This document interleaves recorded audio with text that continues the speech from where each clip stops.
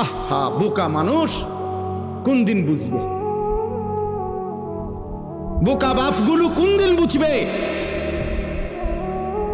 হযরত ওমর রাদিয়াল্লাহু তাআলা আনহুর একটা ছেলে জীবনে একবার নবীজি সাল্লাল্লাহু আলাইহি ওয়াসাল্লামের একটি কথার বিপরীতে বিরোধিতা করে নাই, একটা যুক্তি দেখাইছিল, পাল্টা একটা ভিন্ন যুক্তি দিছিল।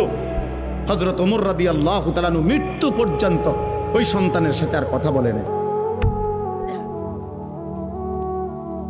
কথা বলে না।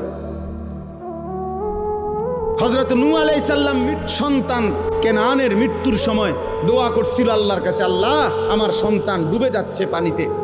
আল্লাহ নিষেধ করছে, ইন্নাহু লাইসা মিন আলিক, কোরআনের আয়াত। আল্লাহ বলছে, হে নূহ সাবধান, এটা তোমার সন্তান নয়।